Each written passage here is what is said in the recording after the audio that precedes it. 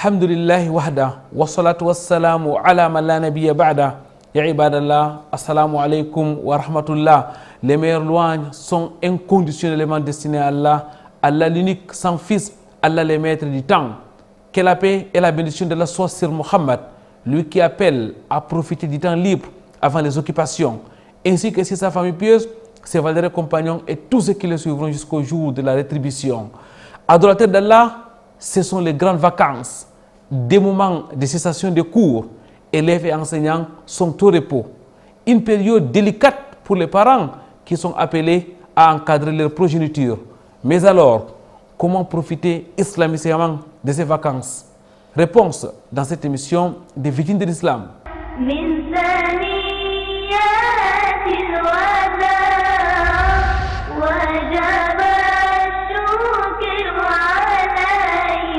Très chers téléspectateurs, mesdames, mademoiselles, messieurs, bienvenue sur ce plateau de votre rendez-vous islamique sur Canal D International. Rendez-vous à 3 articulations. L'entretien qui sera consacré aux vacances scolaires, mais aussi et surtout au cœur de la société. Mais pour commencer, écoutons et méditons la parole d'Allah, exalté soit-il.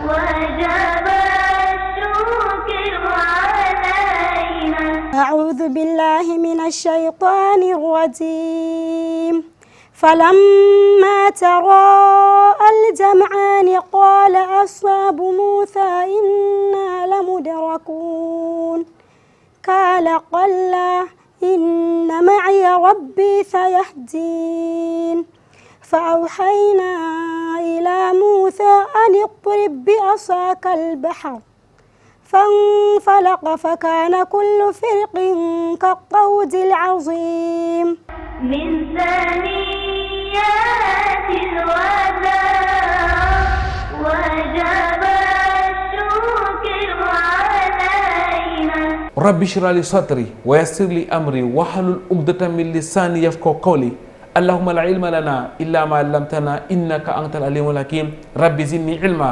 Mesdames, Mademoiselles, Messieurs, nous l'avons dit, nous sommes en pleine vacances scolaires. Ce sont donc les grandes vacances. Comment réussir ces vacances? Réponse dans le cadre de cet entretien. Tout au long de cette émission, nous allons revenir de long en large sur les comment, dans le respect bien sûr du Coran al-Karim, mais aussi de la sunna du prophète Mohammed sallallahu alayhi wa sallam. Avec nous pour en parler, toute une famille, la famille Aliou Poumier est avec nous. Nous avons à notre droite Madame Aliou née Hawaou El Sani. Assalamu alaikum wa rahmatullahi wa barakatuh ya ukhti. Wa alaikum salam wa rahmatullahi wa barakatuh. Madame Hawa qui est donc bien connue sur ce plateau de l'émission Vitrine de l'Islam. Madame Hawa, il faut déjà souligner que vous êtes membre de la LICAM, la Ligue des cadres musulmans du Cameroun, notamment de la cellule féminine. Vous êtes enseignant de profession, enseignant de formation aussi. Vous avez enseigné dans plusieurs écoles. Alhamdulillah, cette année, vous avez mis sur pied une école coranique, mais pas comme les autres, une école coranique moderne qu'on appelle Sabilou Rachat. Je reviendrai tout à l'heure pour avoir votre mot par rapport à l'année scolaire qui vient de s'achever. Nous sommes aussi, mesdames, mademoiselles, messieurs, avec notre frère Aliou Poumier. Assalamu alaikum wa rahmatullahi wa barakatuh ya akhi. Wa alaikum salam wa rahmatullahi wa barakatuh. C'était notre invité bien connu sur ce plateau de l'émission Vitrine de l'Islam, frère Aliou Poumier, qui est donc membre de la LICAM, la Ligue des cadres musulmans du Cameroun. Il est actuellement conseiller, mais il a été coordonnateur régional de la LICAM littoral. Il est surtout le promoteur du Centre médical islamique de l'Union, un centre islamique ici dans la ville de Douala. Alors, frère Aliou Poumier, qu'Allah exalté soit-il, vous récompense d'avoir accepté notre invitation. Avant toute chose, comment se porte notre centre? Alhamdulillah, salatu wa salam ala rasulillah, Nabina Muhammad wa ala alihi wa sahbihi ajma'in. Assalamu alaikum à tous les fidèles du Canada International. Alhamdulillah, le centre médical islamique de l'Union se porte très bien, fonctionne 24 heures sur 24, connu de toute la population de Douala. Et d'ailleurs, donc le centre se porte 5 sur 5, si je peux dire ainsi. Alhamdulillah. un centre qui donne des soins médicaux dans le respect de la sunna, dans le respect de l'éthique islamique, mesdames, mademoiselles, messieurs. C'est donc un acteur bien connu dans les activités de la communauté musulmane. Madame la promotrice, ou alors madame la fondatrice, une année scolaire vient de s'achever, votre toute première année scolaire. Nous étions là, nous avons assisté à la prestation des enfants. Les invités qui étaient là ont été impressionnés, certainement notre spectateurs qui ont déjà regardé les reportages et les sons aussi. Alors, un mot peut-être sur l'école coranique Sabilou Rachad et surtout l'année scolaire qui vient de s'achever. Assalamu alaikum wa rahmatullahi wa barakatuh. Une fois de plus à tous les téléspectateurs du canal 2, précisément vitrine de l'islam. Alors, l'école coranique Sabilou Rachad se porte très bien par la grâce d'Allah. Nous venons d'achever une année scolaire et les enfants ont tour à tour, lors de notre cérémonie de clôture, présenté au public ce dont ils ont appris durant l'année scolaire. Et nous pouvons vous dire que c'est une satisfaction totale pour nous, les dirigeants. Voilà, nous avons pu amener les enfants de 2 ans qui n'arrivaient pas à dire un mot, à pouvoir dire quelques versets du Saint Al-Qur'an Al-Karim, à pouvoir dire quelques hadiths. Vraiment, c'est une joie pour nous. Et nous invitons les parents à se rapprocher, à ne pas laisser nos tout petits à la maison. Ils peuvent beaucoup gagner en venant vers Sabilou Rachad.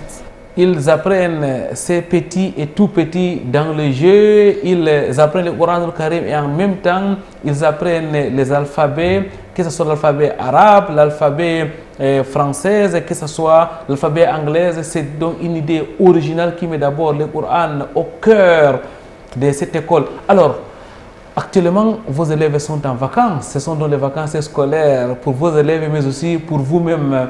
Madame Awa, que représentent les vacances scolaires d'une manière générale? Alhamdulillah, nous pouvons dire que les vacances scolaires, c'est une période d'arrêt légal des cours dans les institutions éducatives, préétablies selon un calendrier qui est fixé par la politique éducative de chaque pays. Voilà une définition nette, claire, une définition pédagogique d'une enseignante. Frère Ali Poumier, vous êtes un parent avant tout, et quand on parle de vacances, les parents sont interpellés au premier niveau. C'est un temps de cessation de cours, c'est un moment où les élèves sont à la maison, ils ont donc un temps libre. Est-ce qu'on peut parler d'un moment d'opportunité? Alhamdulillah, au-delà de la définition que la spécialiste vient de dire, nos parents, nous voyons les vacances comme une opportunité. C'est une opportunité à saisir parce qu'à ce moment-là, on n'a plus de temps à passer avec les enfants. Opportunité pour les enfants de se reposer, de quitter le milieu scolaire, de baisser un peu le stress scolaire, de vivre en famille, de découvrir autre chose qui n'avait pas de temps. C'est une période où les enfants ont un peu de temps de s'intéresser aussi sur le volet islamique et autres. En fait, c'est une opportunité, les vacances pour moi. Vous parlez d'une opportunité alors que certains parents vous diront le contraire, que ce sont des moments où ils sont gênés, les moments où les enfants passent toute la journée à la maison en train de crier, en train de courir de gauche à droite. Effectivement, pour certains parents qui ne savent pas profiter de ces opportunités-là, ils peuvent prendre ça comme jeune. Parce qu'en réalité, on passe moins de temps avec les enfants pendant la période scolaire. Le matin à 6 h, ils sont partis, ils reviennent le soir, ils sont fatigués, ils sont dans leur cahier et autres. On n'a pas parfois le temps de bien discuter avec les enfants, comprendre leurs problèmes. Et pendant les vacances, alhamdoulilah, ils ont du temps libre, bien défini. On peut bien causer avec les enfants, on peut bien les écouter, on peut bien les orienter aussi peut-être sur le plan religieux et autres. On peut bien les comprendre, on peut se reposer et puis les occuper au maximum et les surveiller pour le peu de temps qu'on a. Peut-être les week-ends, qu'on est aussi à la maison. Alors que pendant les classes, on n'a pas assez de temps. Donc, c'est des opportunités à saisir pour nous. C'est une période d'opportunité. Madame Hawa Wessani, est-ce que vous partagez cet avis de notre frère? Oui, alhamdulillah, les vacances, c'est réellement une période d'opportunité pour les enfants et les parents, puisque pendant l'année scolaire, on passe moins de temps avec les enfants. Donc les vacances déjà c'est une affaire de famille Et ça s'organise entre familles et beaucoup plus c'est les parents qui ont la direction de cette affaire de vacances. On va donc dire que c'est une opportunité pour les familles responsables. Je reviens à vous cette fois-ci pour vous demander comment donc passer ces vacances d'une manière générale. Ouais, d'une manière générale, nous pouvons dire que déjà pour mieux passer ces vacances, il faut planifier. Voilà, tout à l'heure, Monsieur Premier a souligné que c'est une gêne parfois pour certaines familles, justement parce qu'ils n'ont pas planifié. Donc il faut programmer, il faut planifier les vacances des enfants.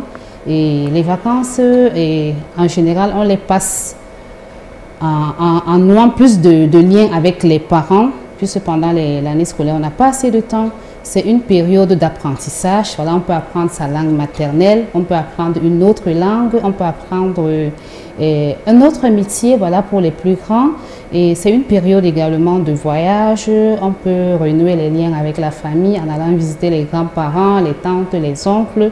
Et c'est également une période d'apprentissage religieux parce que parfois, avec le calendrier scolaire, on n'a pas assez de temps pour se lancer dans l'apprentissage islamique proprement dit, dont on le fait avec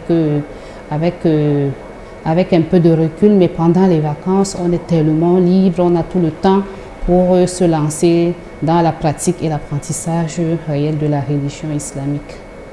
Madame Ouessani, vous avez abordé là un aspect important. D'ailleurs, le frère Aliou Poumier en a aussi évoqué, vous avez parlé des rapprochements entre les parents et les enfants. Ça en est aussi une opportunité. Justement, c'est une très grande opportunité. Déjà, notons qu'aujourd'hui, les parents sont très éloignés de leurs enfants. On le note, nous enseignants, à travers le comportement des enfants, à travers les devoirs des enfants. On ressent des enfants abandonnés. Donc, au moins, pendant les vacances, ces enfants sont à la maison. Même si les parents sortent, ils reviendront et ils ont assez de temps pour se rapprocher de leurs enfants. C'est très important d'être proche de son enfant. Il faut donc se rapprocher de son enfant. Il faudra donc planifier afin que l'enfant puisse passer ses vacances dans les bonnes conditions. Frère Aliou Poumier, lorsqu'on écoute Madame la fondatrice de l'école coranique Sabilou Rachad, on a l'impression que l'islam ou alors le Coran doit être au cœur des vacances scolaires. Effectivement, parmi ces opportunités-là, pour les parents musulmans, c'est une grande opportunité parce que pendant les classes, généralement les cours classiques, l'islam est un peu oublié, et ça c'est la vérité. Donc les enfants consacrent environ 80% ou 90% de leur temps à l'école occidentale. Ça c'est la réalité. Peut-être les week-ends pour certains, mais la majorité c'est l'école occidentale. Donc pendant les vacances, c'est la période idoine où les parents peuvent profiter maintenant pour réorienter les enfants dans les études religieuses, coraniques et autres, pour aussi les surveiller, marteler aussi, s'intéresser aussi comme ils s'intéressent à l'école moderne, bien surveiller et que les enfants apprennent peut-être, les surveiller s'ils partent à la mosquée, s'ils révisent bien leur leçon, s'ils sont assidus à l'école coranique, échanger aussi avec les enseignants des Macaranta et autres. Franchement, les vacances, c'est une opportunité pour un musulman, pour une famille musulmane qui veut bien encadrer ses enfants. Donc, c'est pour nous une opportunité. Barakallahu fik, jazakumullahu khayran. Madame Hawa, lorsqu'on écoute le frère Aliou Poumier parler, on se rend compte qu'en réalité, pendant la période des vacances, les parents et les élèves doivent donc se consacrer leur temps à l'apprentissage des sciences religieuses. Et c'est-à-dire que ces sciences doivent occuper une place de choix dans les calendriers qu'il faudra planifier. Effectivement, pour l'élève ou l'apprenant musulman, avec sa famille, l'apprentissage islamique doit occuper une place de choix. Ça, en principe, je crois que c'est l'objectif de notre existence. Allah ne nous a créés que pour qu'on l'adore, et on l'adore à travers les apprentissages. On ne peut pas l'adorer sans passer par l'apprentissage de ce que c'est que la religion. Et notons que pendant les classes, c'est souvent chose difficile. on est tellement occupé par le stress de l'école qu'on met un peu, on lèse beaucoup plus l'apprentissage religieux. Donc les vacances, c'est effectivement une période de remettre en ligne ces apprentissages religieux. On apprend quoi exactement, Madame Hawa Wissani? Voilà, on apprend le Coran, on apprend les hadiths, on apprend les adab, voilà, les bons comportements, on apprend les askars, on apprend le tawhid qui est même le fondement. Voilà, n'oublions pas le tawhid, c'est très important. On apprend également le fiqh, voilà, comment prier, comment faire les ablutions, comment se laver. Bref, il y a tout un calendrier d'apprentissage religieux. Les élèves de l'école coranique Sabilou Rachad, certainement, ont consacré beaucoup de temps à apprendre l'islam tout au long de l'année scolaire. Est-ce à dire que pendant ces vacances, ils doivent se reposer ou alors accentuer encore? Ils doivent se reposer et reprendre également. Parce que notons que les vacances, voilà, les vacances, c'est une pause pédagogique. Voilà, et on a tellement stressé, on allait à l'école de lundi à vendredi. Maintenant, c'est les vacances, on doit s'amuser, mais aussi on ne doit pas oublier l'apprentissage religieux. Donc les parents peuvent prendre peut-être ce mois-ci, notons que nous avons la fête de sacrifice qui s'annonce. On peut profiter, laisser les enfants. Après la fête, on reprend avec l'apprentissage islamique. C'est très important, il ne faudrait pas fermer les portes. Et surtout que si nous vivons réellement notre islam, même dans nos maisons déjà, chaque matin après la prière, on met le Coran, peut-être après Maghrib, on peut s'asseoir, réviser. Maintenant, en journée, on peut jouer, passer à autre chose. C'est toujours une opportunité, mais ne pas trop serrer les enfants pendant les vacances et ne pas également oublier ces apprentissages qu'on a acquis durant l'année scolaire. C'est un moment de repos, frère Aliou Poumié, mais pas pour l'islam. Effectivement, c'est un moment de repos par rapport aux apprentissages conventionnels. J'insiste là-dessus, nous sommes pour ceux-là qui insistent que les enfants doivent aller à l'école occidentale. Mais le constat, c'est que 80 ou 90% du temps, comme je l'ai dit tout à l'heure, ils sont concentrés à cela. Au moins pendant les vacances, il faut profiter parce qu'il n'y a pas de repos. On va toujours prier, on va toujours pratiquer la religion islamique jusqu'au dernier souffle. Pour pratiquer, il faut apprendre, comme disait madame tout à l'heure. Et pour apprendre, il faut aller dans une école coranique avec un enseignant. Il faut y consacrer un peu de sérieux aussi, un peu de temps qu'on le fait ailleurs. Nous insistons que pendant les vacances, on doit profiter au max. Il n'y a pas de repos. Pourquoi il y a un repos chez les autres? C'est la période de travail. Parce que pendant l'école moderne, c'est le repos de l'école islamique. Nous, c'est ce qu'on observe. Donc, au moins pendant les vacances, occupons les enfants. Occupons les enfants d'une manière planifiée. Ils doivent jouer, d'accord. Mais 90% du temps, c'est au moins pour ce peu de temps-là, pour l'islam. L'apprentissage de l'islam est d'une importance capitale pour ces jeunes enfants. Ils sont encore très jeunes, le frère Aliou Poumié. Mais pas que. Il y a aussi la pratique religieuse qui est possible pendant la période des vacances scolaires quand les enfants sont à la maison. Effectivement, nous le disons que c'est une période idéale pour surveiller. Parce qu'au cours de la journée, le parent ne sait pas si, est-ce que pour les enfants en âge de prier, est-ce qu'ils prient les saintes prières à temps? Peut-être parce qu'ils sont à l'école. À la maison, on a le temps de les surveiller, de les orienter, de les encourager. Pour les musulmans, nous parlons pour les musulmans bien sûr, et contrôler si les enfants prient à temps. Donc c'est une période de repos, mais pas de repos total. Donc de repos pour ceux qui veulent, de résistance aussi, mais encadré. Donc nous disons que les vacances, c'est important pour nous, nos parents, pour pouvoir nous approcher de nos enfants. On se rend compte, Madame Hawa, que c'est juste une période de changement d'activité. Donc les enfants doivent plutôt cesser d'aller apprendre les mathématiques toute la journée, cesser d'apprendre les sciences toute la journée, mais les autres activités continuent normalement. L'enfant est fort pour pouvoir supporter l'apprentissage et l'apprentissage encore. L'enfant, il a la capacité, voilà, c'est tout petit, il faut profiter. Quand ils sont tout petits, ils ont assez d'énergie. Notons également que n'abusons pas de leur énergie. Voilà, il faut à chaque fois un peu de pause, un peu de distraction utile et beaucoup plus d'apprentissage religieux. C'est une période idéale, les vacances, pour maximiser l'acquisition de la science islamique. Vous écoutez bien la pédagogue, mesdames, mademoiselles, messieurs, il faudra donc appliquer certaines pédagogies pour que les enfants puissent apprendre. Il faut qu'ils se reposent aussi. L'apprentissage ne doit pas se faire tout au long de la journée. Nous allons marquer une pause. Nous allons vous rejoindre chez vous, autour de vous, au cœur de la société.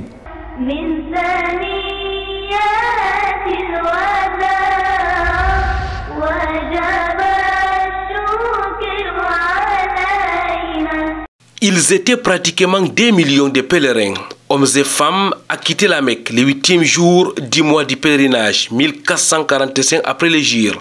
Ils sont venus de tous les continents pour accomplir ce 5e pilier de l'islam. De la Mecque, ils déposent leurs bagages à Mina, où ils passent la nuit.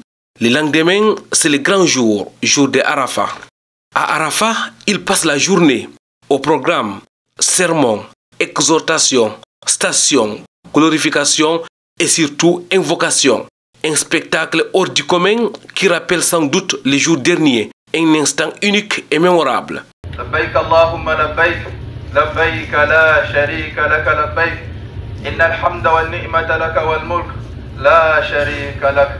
Alhamdulillah, nous remercions Allah Tabarak wa Ta'ala qui nous a facilité de se retrouver dans cet endroit sacré, un moment précieux, un moment tout proche d'Allah Tabarak wa Ta'ala, car c'est le jour de Arafat. À Mousdalifa, la nuit du 10e jour, c'est une autre étape. Les pèlerins dorment à la belle étoile sans distinction aucune. Une preuve d'égalité entre les humains. Le 10e jour, jour de fête, retour à Mina. Lapidation des stèles, offrande, rasage. La suite, c'est à la Mecque avec la circumambulation autour de la Kaaba et la marche entre Safa et Marwa. Les 11e, les 12e et les 13e jours seront consacrés aux lapidations des stèles et autres. C'est la fin du Hajj, proprement dit. En attendant les retours, les pèlerins maximisent avec les adorations. Comment le pèlerin doit-il bénéficier de du temps qui reste? C'est d'abord maximiser la prière. Nous savons la prière en territoire haram. La prière en territoire haram, c'est 100 000 récompenses ou 100 000 prières. Et encore maximiser le tawaf parce que ça ne se fait que sur place. Et c'est ce que nous exhortons nos fidèles d'essayer de rentrer à un autre visage, à une autre phase, en tant qu'une bonne personne modèle pour son pays, pour ses fidèles. Bilan positif, à croire les responsables de Houda Travelt à la tête d'un groupe d'une 50aine de pèlerins camerounais. En termes de comportement des pèlerins, vous savez, le Hajj, à un certain moment, il y a une activité très stressante, notamment les 8e, 9e et 10e jours.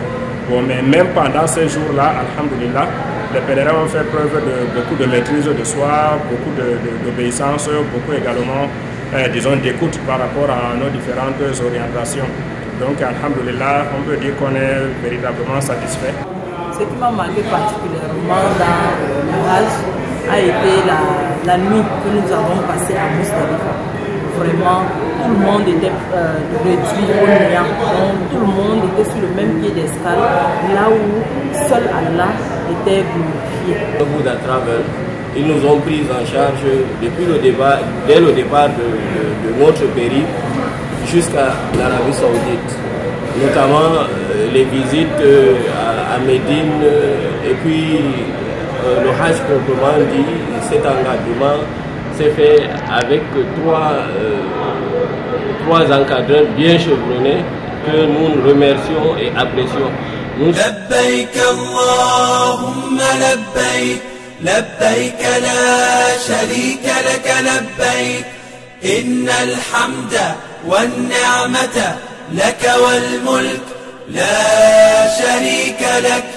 من ثنيات الوداع وجب الشكر علينا. Du cœur de la société, nous rentrons sur ce plateau. Nous sommes en compagnie de la famille Aliou Poumié. Nous sommes avec Madame Hawaou El Sanim, qui est donc la fondatrice de l'école coranique Sabilou Rachad. C'est une école coranique moderne, entre guillemets, ici dans la ville de Douala. Nous sommes aussi avec Monsieur Nous sommes avec le frère Aliou Poumier qui est le fondateur de l'hôpital Centre médical islamique de l'Union. Nous avons donc là sur ce plateau, mesdames, mademoiselles, messieurs, une famille dévouée à la cause communautaire, que ce soit sur le plan éducatif et même sur le plan sanitaire. Qu'Allah soit-il vous récompense de la plus belle des manières. Frère Aliou Poumier, je reviens à vous. Pendant ces vacances, nous observons qu'il y a beaucoup de colonies de vacances, permettez-moi la tautologie, organisées ça et là, que ce soit à Douala, à Yaoundé, à Garoua, un peu partout aujourd'hui. C'est pratiquement à la mode, les colonies de vacances. Quel est votre regard en tant que parent, en tant qu'acteur social, par rapport à ces initiatives? Alhamdulillah, ces derniers temps, comme vous le dites, il y a toute une pluralité de colonies de vacances. Avant, il n'y en avait pas. Ou bien peut-être parce qu'il n'y a plus de communication. Mais les colonies de vacances qui nous intéressent, c'est les colonies de vacances islamiques, nous les musulmans. Alhamdulillah, il y en a déjà un peu partout. C'est toujours une opportunité, c'est encouragé parce que dans ces colonies de vacances, on essaye d'occuper les enfants, les divertir aussi et les occuper surtout islamiquement et de rattraper, comme je dis, ce que nos parents n'ont pas pu faire sur le côté islamique. Donc c'est un regard beaucoup plus positif pour nous, pour ces colonies de vacances qui pullulent, comme vous avez dit, mais il n'y en a pas assez. Il faut qu'il y en ait encore plus, peut-être pour barrer la voie aux autres colonies de vacances, de distraction des autres, où les musulmans sont aussi tentés à envoyer leurs enfants. Nous, on les encourage, donc nous encourageons ceux qui créent de plus en plus les colonies de vacances islamiques.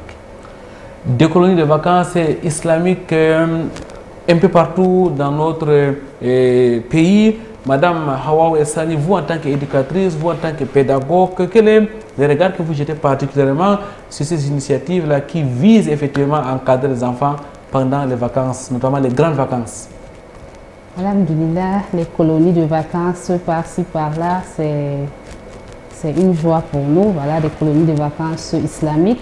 Auparavant, on entendait moins parler de ces colonies islamiques. Aujourd'hui, alhamdulillah, les parents ne se stressent pas où envoyer les enfants, comment occuper les enfants. Voilà, vous pouvez en même temps faire voyager l'enfant et profiter des apprentissages religieux. Donc en même temps, l'enfant se déplace, voilà, il n'est plus dans le même milieu, il change d'environnement. C'est aussi une manière de passer les vacances. Il fait la découverte des autres amis, d'autres enseignants. Et il apprend bien ce que Allah attend de lui, qui est sa religion. Et le cadre, le plus souvent, c'est un cadre purement islamique, purement sunnatique. Donc, on ne peut que être satisfait de ces colonies de vacances. Et tout ce qu'on peut dire, c'est de savoir repérer où envoyer son enfant. Voilà, sûrement, ce n'est pas toutes les colonies qui respectent les cadres sanitaires et autres. Sinon, en majorité, pour tout ce qu'on a eu à avoir, les colonies de vacances, c'est un plus pour le musulman. Des colonies de vacances qui sont aussi là comme des écoles où les enfants apprennent donc l'islam, ils apprennent le Coran, le Karim. Madame Hawa Essani, je voudrais vous demander comment faire pour repérer une bonne école où on enseigne le Coran, on enseigne les sciences religieuses ou alors une bonne colonie de vacances. Voilà, pour repérer une bonne colonie de vacances, je dirais qu'il faut déjà s'imprégner du programme. Quel est le programme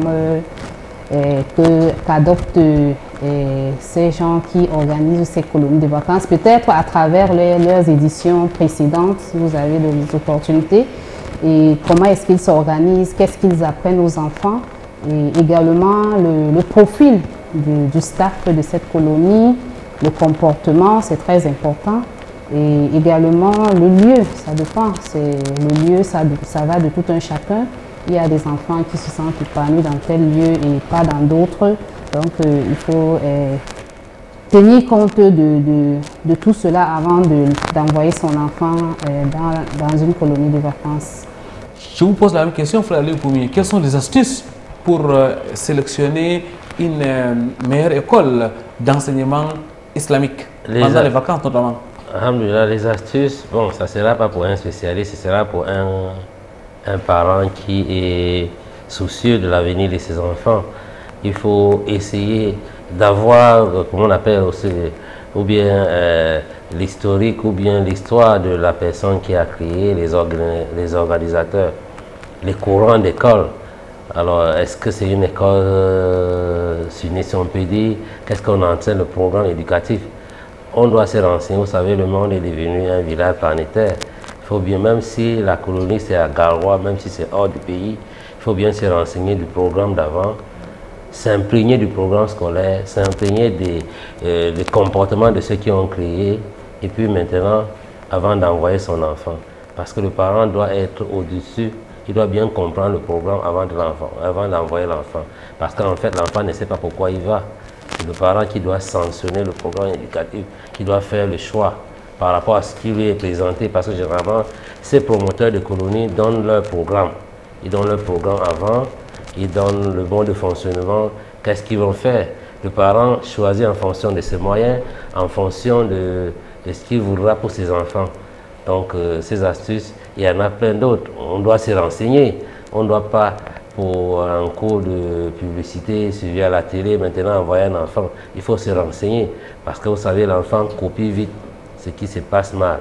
Donc, il faut, là où il y a de moins de mal, il faut envoyer les enfants vers là. C'est comme si vous appelez les parents à être très sérieux dans les choix des établissements. Effectivement, la responsabilité de ces enfants-là, c'est aux parents. Le choix de l'établissement, le choix de l'enseignant, le choix même du programme scolaire en fonction de ce que les gens ont présenté incombe aux parents. On finit sur le parent qui est responsable. Directement ou indirectement, c'est les parents. J'implore, j'appelle les parents maintenant à ne pas se fier à ce que les colonies sont créées, peut-être parce que c'est moins cher, ou bien parce que il faut choisir. Là où les enseignants sont durs, nous connaissons parmi les chutes, ceux qui sont durs, ceux qui sont bien, qui présentent un bon programme. On envoie les enfants là-bas, Inch'Allah, on ne va pas regretter. Et il y en a des colonies de toutes sortes, frères Yopomier. Il y a des colonies organisées dans la ville de Douala, dans la ville de Yaoundé. Il y a certains qui vont au-delà. L'année dernière, on a vu des colonies organisées sur les terres saintes de l'islam, à Makkah, à Madina. Effectivement, ça c'est pour la première fois. J'ai vu, ce que je dirais dernièrement à madame, que c'est une opportunité pour que les enfants découvrent le lieu saint tôt. C'est vrai qu'on va au Hajj quand on est déjà majeur. Ça renforce encore leur foi en islam. S'il y a les moyens, pourquoi ne pas les envoyer là-bas? Nous, on a eu à envoyer les enfants dans les colonies de vacances, on disait tout à l'heure, où les conditions sanitaires n'étaient pas tout à fait ça. Alhamdulillah, maintenant, à force de critiquer, à force d'être sélectif, ils s'améliorent encore. Et je pense que ce qui existe maintenant, c'est déjà bien par rapport à ce qu'on a vu dans le temps. Pour les colonies de vacances, alhamdulillah. Les grandes vacances, c'est aussi une occasion de voyage. Vous l'avez dit, Madame Hawa. C'est une occasion de voyage. Voilà, il y a les voyages de découverte, les voyages pour maintenir les liens de famille. Voilà, il y a les voyages touristiques. Bon, notons également que les apprenants, les étudiants, voilà, il y a des voyages de découverte. Voilà, vous avez appris quelque chose, peut-être du côté de Boya. On peut profiter des vacances pour aller s'imprégner effectivement de qu'est-ce qu'on a vu dans les livres, dans les documents, et en allant sur place.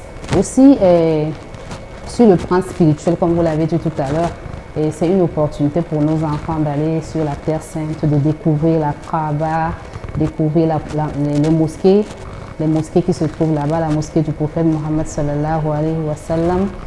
L'histoire du prophète, la terre où est né le prophète, là où il est mort, vraiment, c'est une opportunité, c'est-à-dire c'est même l'un des meilleurs voyages qui puissent exister. Également, l'autre voyage qui est le voyage pour maintenir les liens de famille, les liens de sang, aussi pour apprendre sa langue maternelle. On se rend compte de plus en plus que nos enfants sont perdus. Ce n'est que pendant les voyages de ce genre qu'ils profitent pour apprendre quelques mots avec les grands-parents. Donc, les vacances, c'est une période de voyage. C'est une période de voyage. Quand on dit voyage, on dit divertissement. Ça veut dire qu'il faudra prendre en compte l'aspect divertissement pendant ces périodes dites de repos, Madame Wawesani. Effectivement, tout à l'heure, je notais que les vacances, c'est une période de pause pédagogique, un peu comme la récréation. Quand on est en plein cours, quand on saute, vous voyez, les élèves disent « ouais !» Un peu comme ici, ils sont libérés. Donc les vacances également, c'est cette période-là où on doit se divertir sans stress, et sauf que le divertissement doit être licite. un divertissement encadré, frère Aliou Poumier. Les enfants peuvent regarder la télé, mais pas n'importe quelle télé, pas n'importe quelle série. Les enfants peuvent sortir pour jouer, mais pas avec n'importe qui. Effectivement, nous insistons là-dessus. Le divertissement doit être coordonné, orienté, surveillé. Pendant les vacances, les parents sont à la maison, ils vont surveiller, voir quel programme est intéressant pour les enfants, programme de télé, les programmes qui sont les sites et autres. Profiter et causer avec les enfants et autres. Madame dit tout à l'heure que, en dehors du divertissement, il y a ce lien de sang. Les enfants qui partent au village apprendre leur langue maternelle, découvrir leur famille, leurs cousins, leur famille éloignée. Bref, les vacances, c'est un moment important pour les enfants et pour toute la famille. Certainement, les gens sont surpris quand on parle de voyage, quand on parle de la langue maternelle, de la culture. C'est aussi islamique, frère Aliou Poumier. C'est aussi islamique.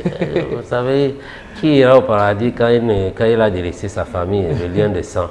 Il faut apprendre aux enfants que c'est important parce qu'on est en ville, parce qu'on vient chercher le bout de pain.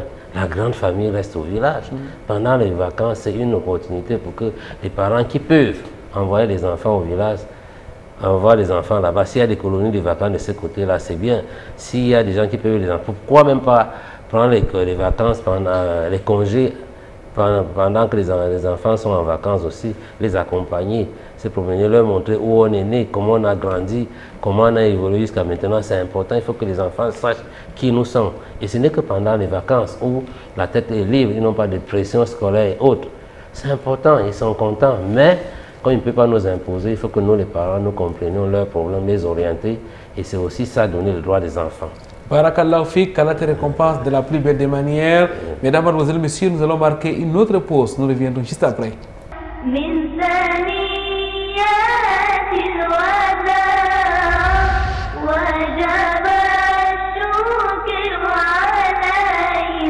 والله أكبر كثيرا وسبحان الله بكرة وأصيلا عباد الله إن لكل أمة من عيدا يعود عليه في يوم معلوم. Devant ses fidèles, Imam Adam prononce le sermon de la fête de sacrifice, un moment de rappel et d'exhortation qui intervient après des unités de prière, une tradition du prophète en ces jours de fête. Le jour de fête, c'est un jour de partage. C'est un jour de réjouissance ici. C'est un jour ici où on se rend visite. Hein. Donc il est recommandé ici de manger, de boire et de se rendre visite et de convier aussi les musulmans et les non-musulmans. Malgré la grande pluie de ce dimanche 16 juin 2024 à Yaoundé, les fidèles sont sortis en grand nombre. Hommes, femmes et enfants, ils sont venus parés de leurs plus beaux vêtements à la mosquée de Vok et Koussou. L'islam, c'est une religion d'amour, une religion de fraternité et d'honneur. Les musulmans sont, avec les non-musulmans, ils sont liés par l'amitié et par la fraternité et par le vivre ensemble, la paix. We are happy here in Goto. We are living in good family. All of us are happy. We are together living in good condition and nobody has problem here. We are both Christian and Muslim. We are living together and we are living in happiness. Après la prière, place au sacrifice, conformément au texte de l'islam, l'imam immole un bélier. Un geste qui rappelle la soumission totale d'Abraham qui était prêt à sacrifier son fils unique pour l'unique. Celui-ci fut racheté par un bélier envoyé par les maîtres des cieux et de la terre. Après les guides de la communauté, les fidèles immortalisent à leur tour cette tradition en sacrifiant une bête au plus tard, le 4e jour de fête.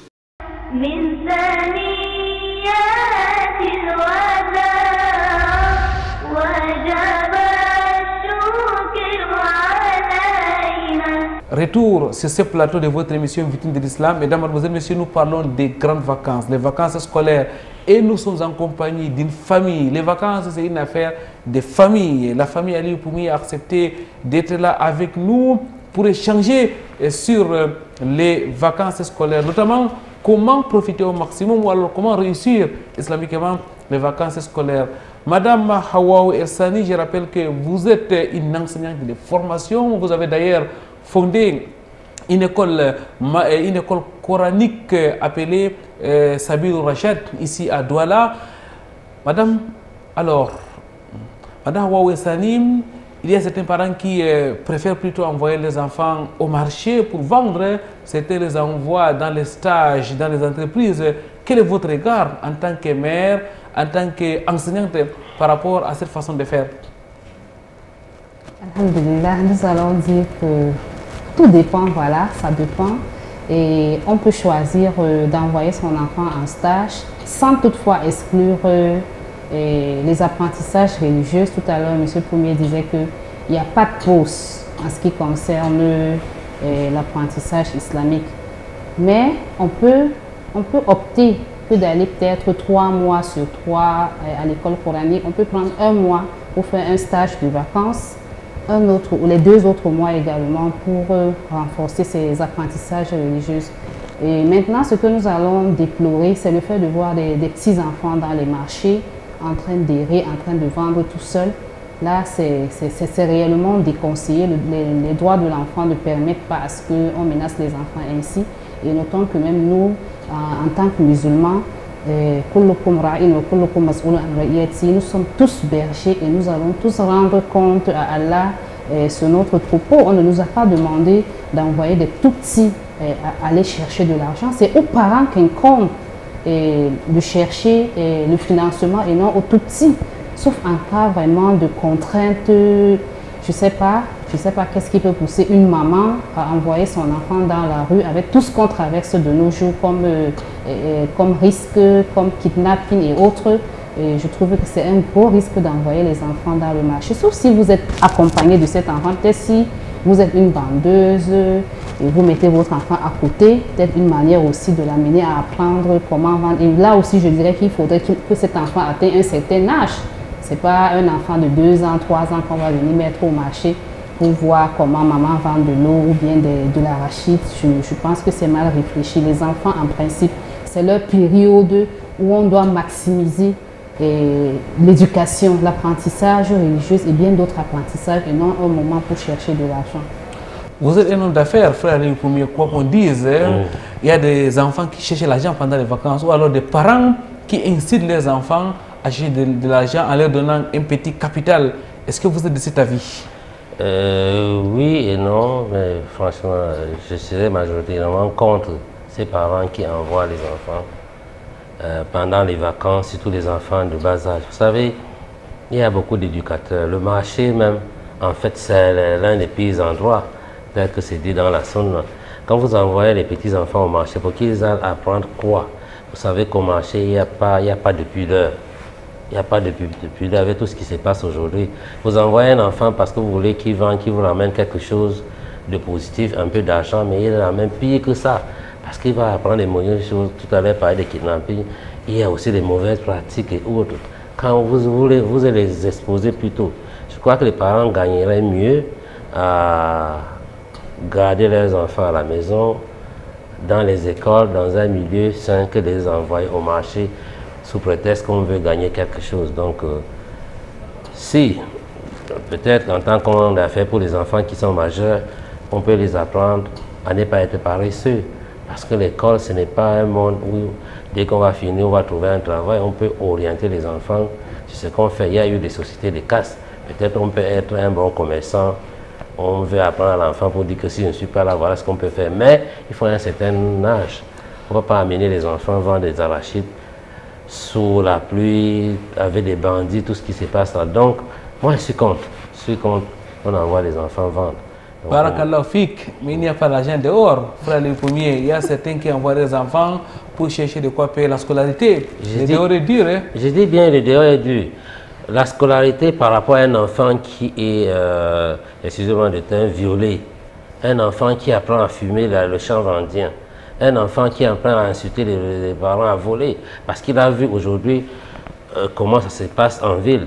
Est-ce que par rapport à cet argent de la pension et ce qu'il est allé copier, il faut peser? Parce que nous sommes en train de dire, nous savons que c'est dur dehors. Il n'y a pas d'argent, mais c'est encore mieux d'être pauvre et bien éduqué sur le plan islamique, sur le plan comportemental et autres, et qu'un enfant qui amène de l'argent et qui a copié des mauvaises habitudes. Il faut que les parents se réveillent. Il ne faut pas se fier parce qu'on a mis un plateau d'arachide sur l'enfant, il a amené 2 ou 3 000. Mais qu'est-ce qu'il a copié? Un enfant qui apprend à fumer, tous ces vagabonds qui sont en ville là, c'est des enfants qui ont été qui ont copié ça parce qu'ils ont eu l'occasion de fréquenter certains milieux. Donc c'est pour ça que nous sommes contre. Barakallahu Fik, et qu'Allah vous récompense, frère Ali Poumier. Merci pour ces éclairages. Il faudra, mesdames, mademoiselles, messieurs, faire attention. Il faudra que les parents soient vigilants, madame Hawa Essani, vis-à-vis des enfants, car le dehors est aujourd'hui sale, car le dehors a beaucoup de problèmes. Non, le dehors est vraiment devenu autre chose. C'est pas comme auparavant où on envoyait nos enfants dans les marchés, même pour nous acheter des condiments. Aujourd'hui, on hésite vraiment, le dehors est gâté. On apprend beaucoup de mauvaises choses dans la rue et on a beaucoup de mauvaises pratiques telles que le fait d'enlever les enfants, le fait de fumer. Nous avons nos enfants au quartier, nos frères qui fument vraiment. Et tout ça, c'est le laxisme parfois de certains parents. On se dit que non, en envoyant l'enfant faire telle chose, on profite ou bien on l'initie.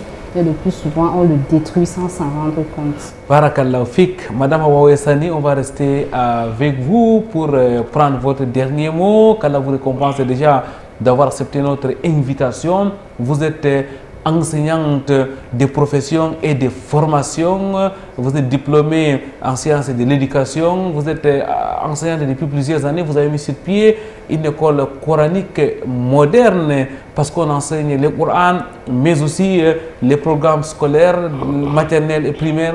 Qu'Allah soit-il vous assiste dans cette lourde responsabilité. Avant de partir, quel est votre dernier message à l'endroit de notre spectateur? Alhamdulillah, je dirais que l'école est terminée, voilà, c'est les vacances. Et il faudrait donc que les parents sachent comment gérer ces vacances. Parce que pendant les vacances, on peut gagner tout comme on peut perdre. Voilà, on a passé toute une année scolaire à l'école, on a appris beaucoup de choses. On a même eu des meilleures notes. Certains ont eu leur concours, d'autres sont allés en classe supérieure. Maintenant, c'est les vacances. Il faut éviter l'excès de divertissement. Voilà. Nous retrouvons certains enfants dans les balles dansantes, dans les boîtes de nuit. Donc, il faudrait que les parents soient regardants, que ce soit dans les colonies de vacances ou au village. Lorsque vous envoyez les enfants, restez toujours à l'écoute. N'abandonnez pas l'enfant totalement là-bas, que ce soit à la maison, parce que notons que les parents ne sont pas trop présents à la maison. C'est les vacances pour les élèves et non pour les parents. Les parents sont dans leur bureau. Il faudrait avoir un œil regardant à la maison. Il ne faudrait pas abandonner les enfants devant les dessins animés pour détruire tout ce qu'on a conçu, par exemple, à Sabir Rachad, en un laps de temps. Donc, les parents ont une très grande responsabilité pendant les vacances que pendant l'année scolaire. Voilà qui est bien dit. Merci, chère dame. Frère Aliou Poumier, vous êtes promoteur du Centre médical islamique de l'Union. C'est un hôpital qui fait la fierté de la communauté musulmane ici à Douala, où les hommes s'occupent des hommes, les femmes s'occupent des femmes. Qu'Allah vous récompense. Vous êtes aussi membre de la LICAM, la Ligue des cadres musulmans du Cameroun. Vous êtes actif dans plusieurs autres associations. Frère Aliou Poumier, nous voici à la fin de cette émission sur les vacances scolaires. Quel est votre dernier message à l'endroit de notre spectateur? Alhamdulillah, le dernier message, c'est toujours par rapport à l'activité de l'heure qui sont les vacances, pour que les parents pensent toujours à encadrer leurs enfants sur tout le plan. Et maintenant, sur le plan sanitaire, n'oubliez pas qu'il faut aussi, à la fin des vacances, faire des check-ups, faire consulter les enfants. Nous, au centre médical islamique, vous savez, comme vous l'avez dit tout à l'heure, on a un programme pendant les vacances, on a mis à la disposition des parents des pédiatres pour pouvoir maintenant, pour la petite enfance, maintenant voir les petites malades qui sont là, avec des cours vraiment au niveau des Camerounais moyens. Donc le centre médical islamique de l'Union, comme vous l'avez dit tout à l'heure, c'est un centre islamique qui s'occupe de toute la population selon le principe islamique. Il faut encore rappeler ici que nous avons des gynécologues femmes pour tous les musulmans qui voudraient que leurs femmes soient bien prises en charge. Donc maintenant, ce n'est plus une excuse pour la ville de Douala d'envoyer vos femmes chez les gynécologues. J'insiste là-dessus, c'est l'occasion m'est donnée aujourd'hui, sans publicité aucune. Et nous remercions aussi Canal 2 International de nous donner l'opportunité de parler aux parents par rapport aux vacances, d'attirer leur attention sur tous ces fléaux-là qui existent à l'extérieur pour que les parents comprennent que le dehors est miné.